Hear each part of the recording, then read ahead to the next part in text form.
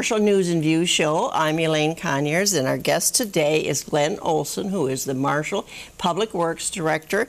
And so glad to have you back again. Thank you. You're the guy that we want to turn to because there's so much going on in your department, and in fact, I have to tell you, there was a lady that stopped me one day and she said, I like to watch the city council show because I like to hear what the guy that runs the city does. And I said, are you talking about the mayor? No, I'm talking about Glenn.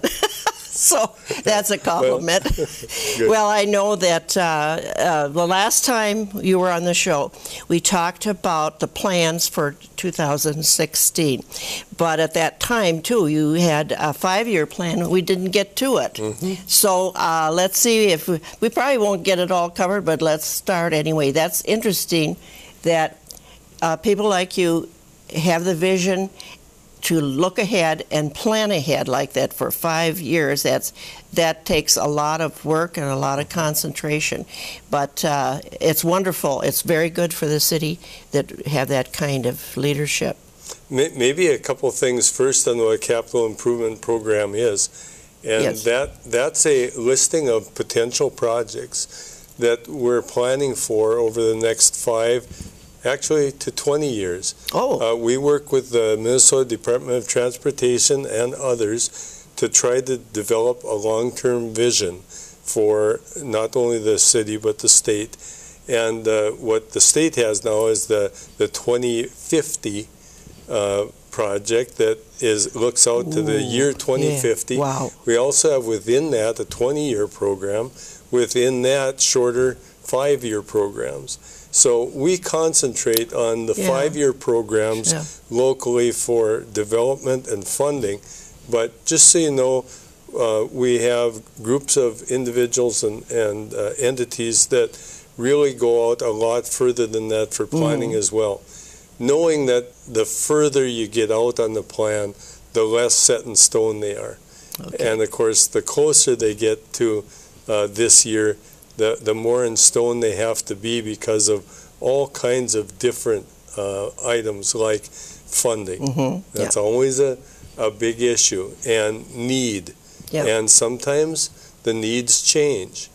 The development changes over time. So that's real important that we understand that we have groups of projects and groups of planning that may be for short term, maybe for near term, maybe for real long term. Yeah.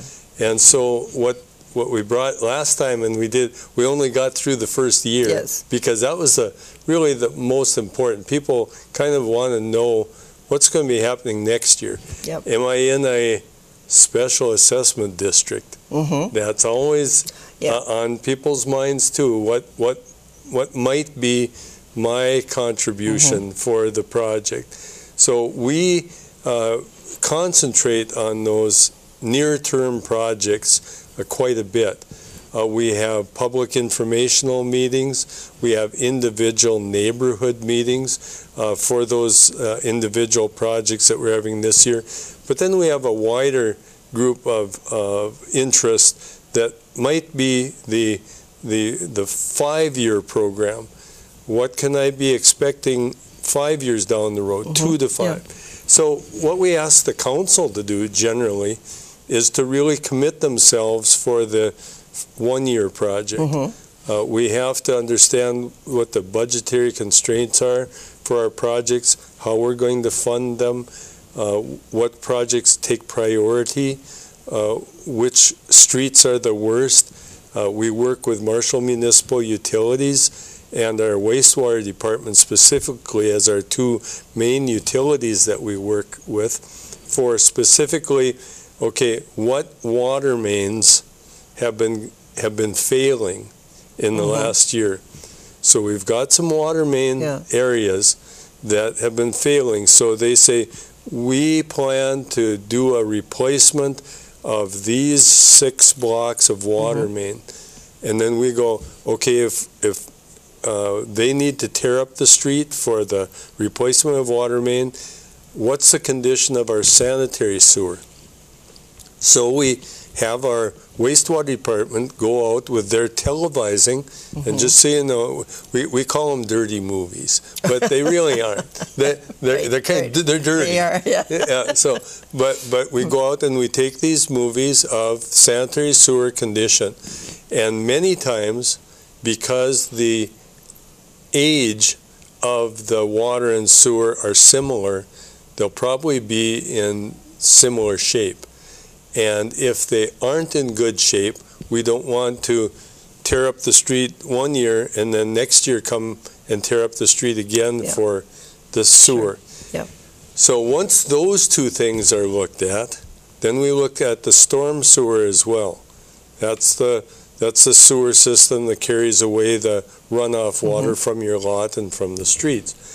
And many times, storm sewer systems haven't been designed. They've been just kind of, you identify a size of storm sewer and you put that in.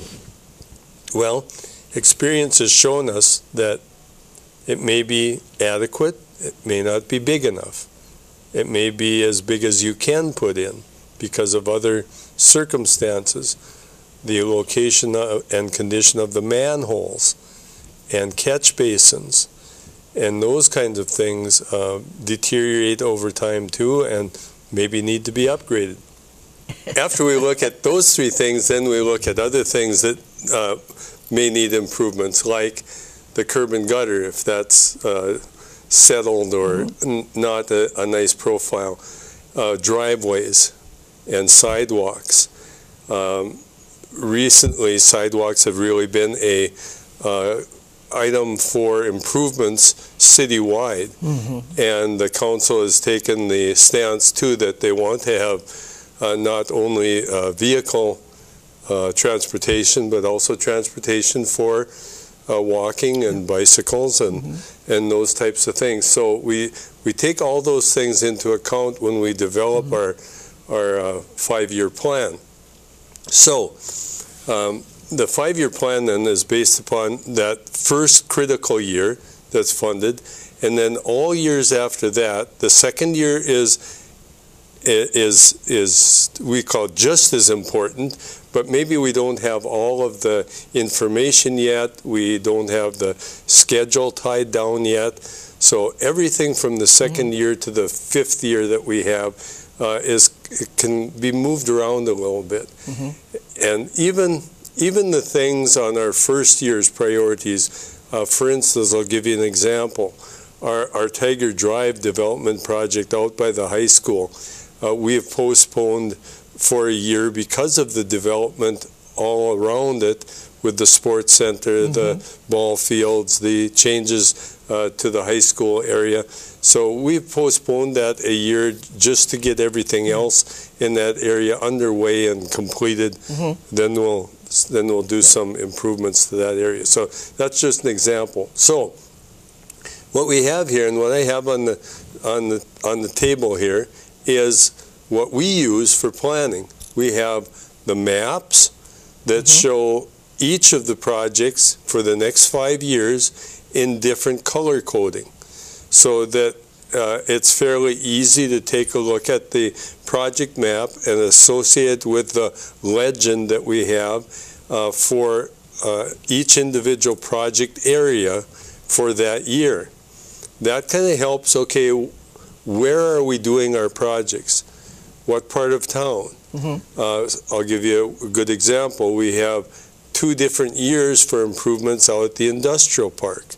So we have 2 different colors out there, and you can match it from the listing of projects that we have to the color coding on the individual map. Then what we do is we associate that with another set of spreadsheets that are color coded, that are the same color coding as our 5-year plan, so that you can tell that lists the project name, the location, the approximate cost of the project, and that's one thing that varies the most. We have a project listing and estimated project costs that might be out 5 years. Well, you know what can change with costs. I'll give you a good example is oil costs. If we have a project that has a lot of asphalt work, you know, we kind of use our historical averages to estimate what that cost is. It could be half that, it could be twice that.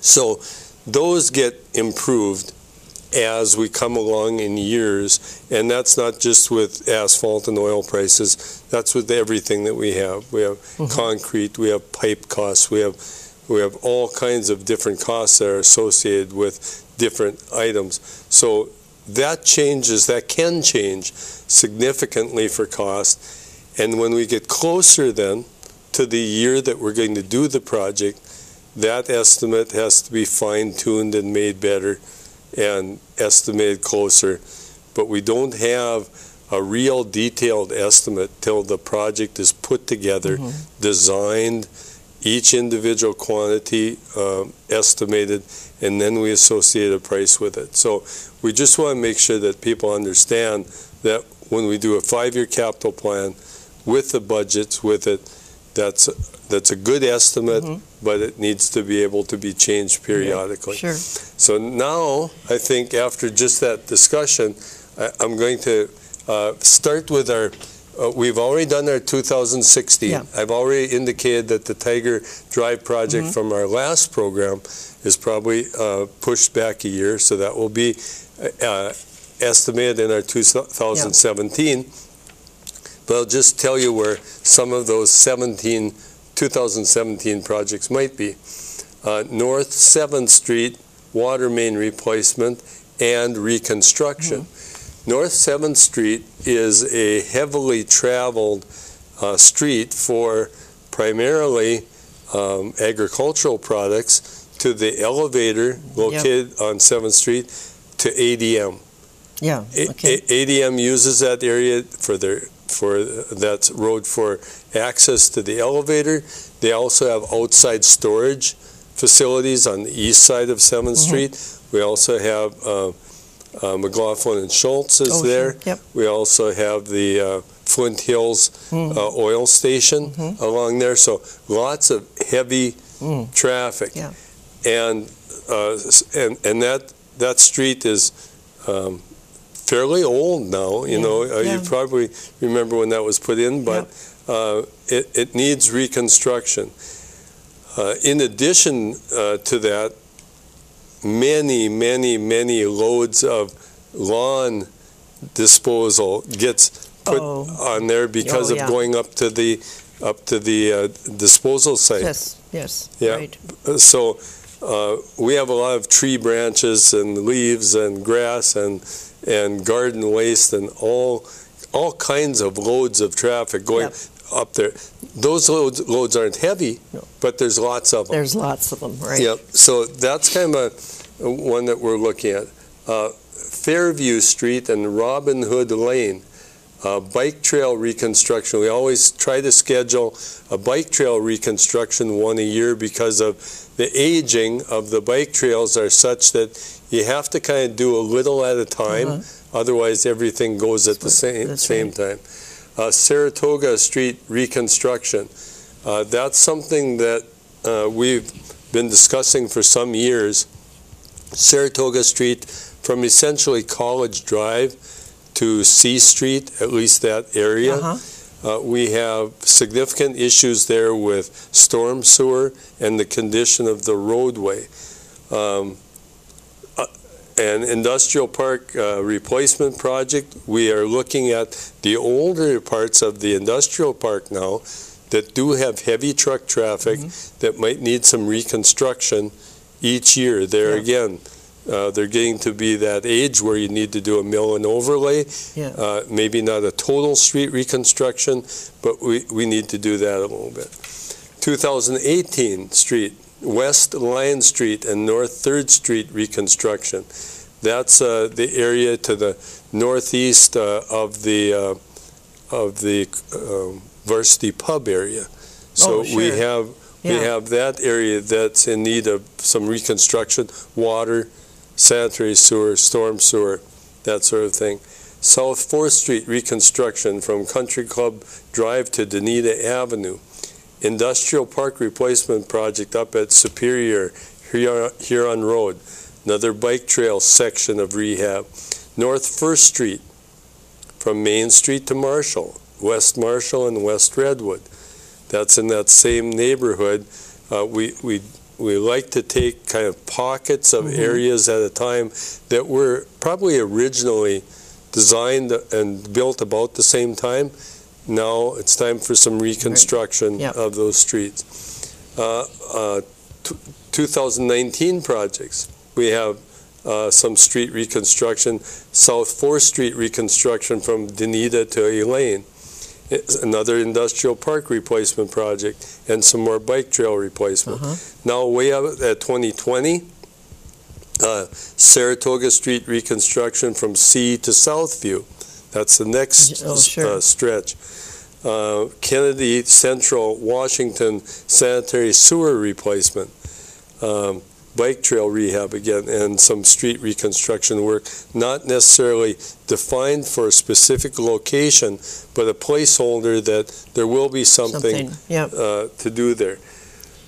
Generally, if you look at our estimated costs over a 5 to 7 year period, we're looking at about $10 million a year of reconstruction projects of various kinds. And some years more, like maybe one year there'd be 14 million, next year there'd be 6 million, but generally about that $10 million worth of reconstruction projects in the year. And any time that any of these projects would involve special assessments, that's a whole nother process that we go through. We create the project, we call for the feasibility report.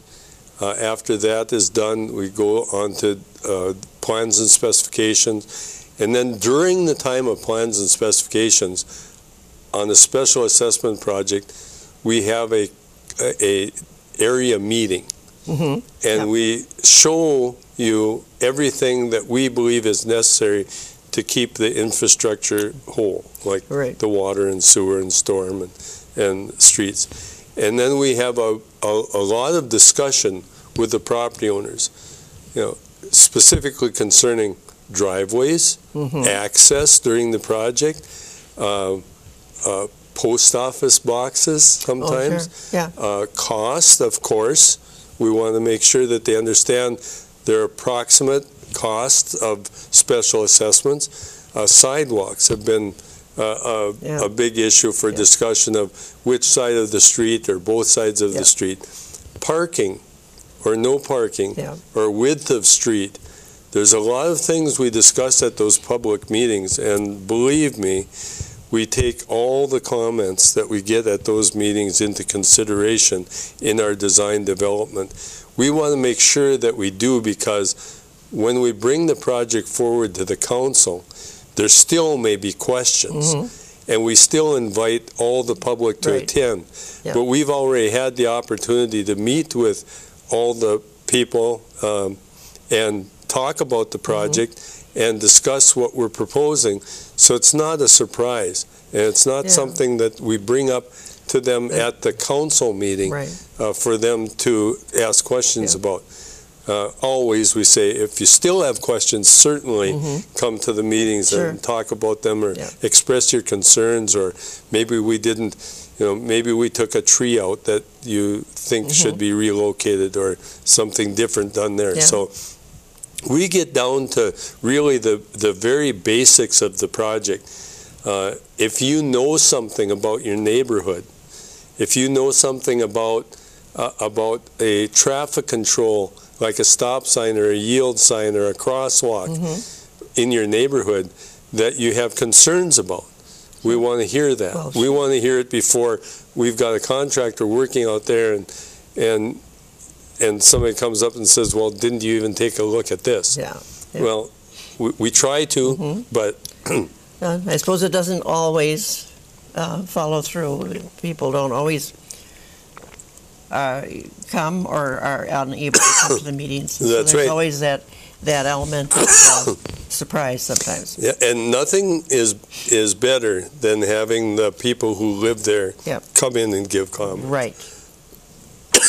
So that's kind of what we have for our capital improvement process and program for the next 5 years. We do say, excuse me, that if anyone has a question, not only about our 5-year program, but maybe a significant area in their neighborhood that needs reconstruction, we'd like to hear about that. Sure. Not that we'll jump around and do projects that are off of our plan, but it might change our priorities a little bit, especially for 3 to 5 years down the road.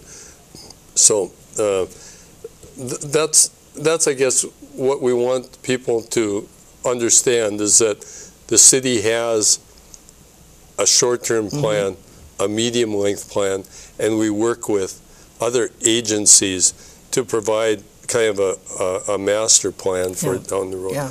We didn't even talk about the airport. We have a separate 5-year improvement program for the airport. Okay. It runs real similar to the street one, except that we count on both the state, MnDOT Aviation, Aeronautics, and the FAA, the Federal Aviation Administration, for significant funding for the airport.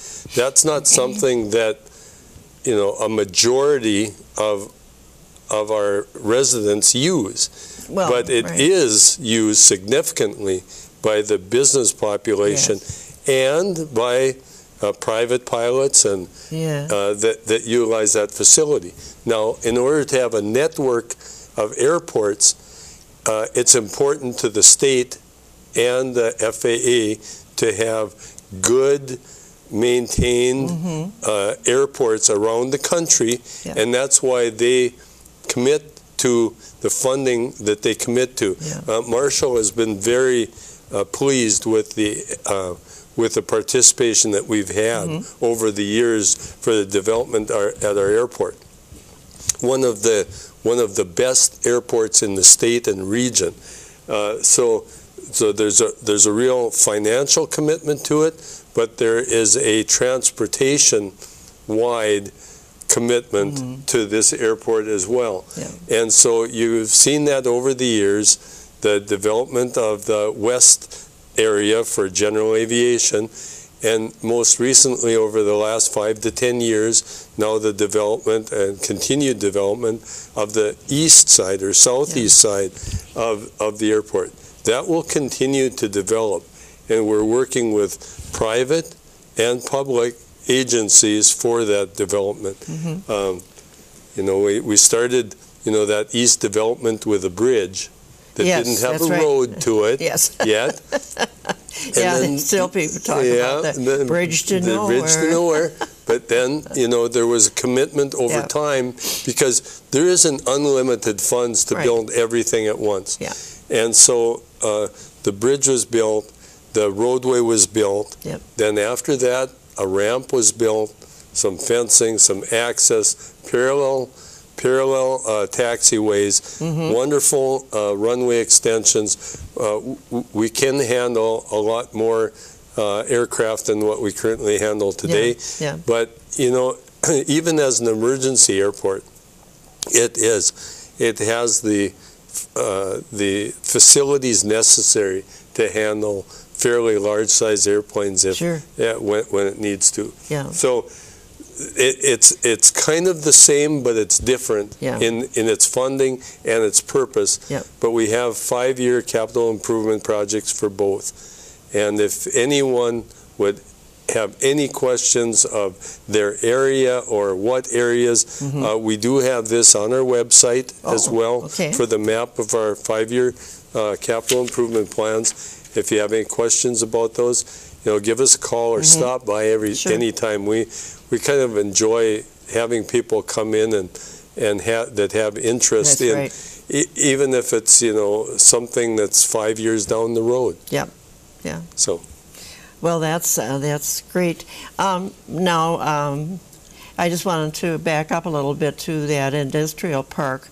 The latest one that is being developed is Commerce. Is that right? Yes, that's correct. And that's just about full, isn't it? It's already full. The existing Sonstagard area is essentially full.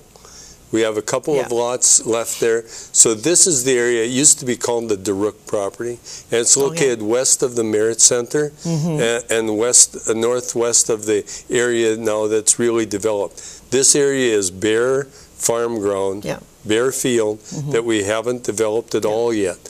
So what we're intending to do with that 160 acres, it's about 153 acres of developable property, is to develop that in stages. We don't need 150 acres of industrial park ready to go tomorrow. What we do need is the ability to have an area of adequate size for somebody who wants to come in and develop a parcel from 5 to 50 acres at the industrial park. So the most recent development there is that we will be constructing a access to Trunk Highway 68, almost exactly like we did at Lake Road. It's an acceleration lane for trucks. It's a very very good safety project because of turning movements on Highway 68 because of acceleration of trucks. So that'll be the first thing you see out there. And then we'll be putting in water and sewer and storm sewer. And then lastly, at least a year from now, will be the streets. So that's kind of the schedule for that. And then that can just be there for development until that area is essentially full, and then we would do the next phase.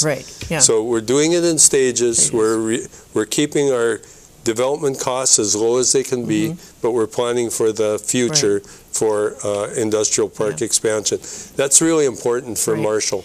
And I think it's important. It is important to Marshall because if companies come in or businesses come in and they're looking for to build a manufacturing center or something, and they see that the Marshall area already has, they've got some of the infrastructure there.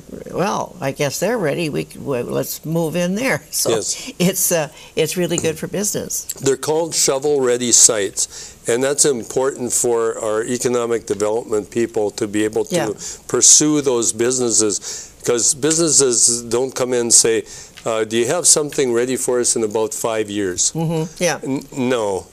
What do you have available next year? Or this year? And so we have to have kind of a mixture there. That's right. Well, you put in a lot of work and effort into this, and it's an exciting, we've talked about this before, too, an exciting time for Marshall because of people like yourself that are planning ahead and for the future, and we're ready to work with those industries or businesses that want to come in. And it's the councils with vision that will be successful in the future. That's the leadership. That's right. So it's great. Well, I think we've used up most of our time here, and I'm so glad to have you here, and I'm sure we'll have you back soon. All right. Thank you so much. Thank you.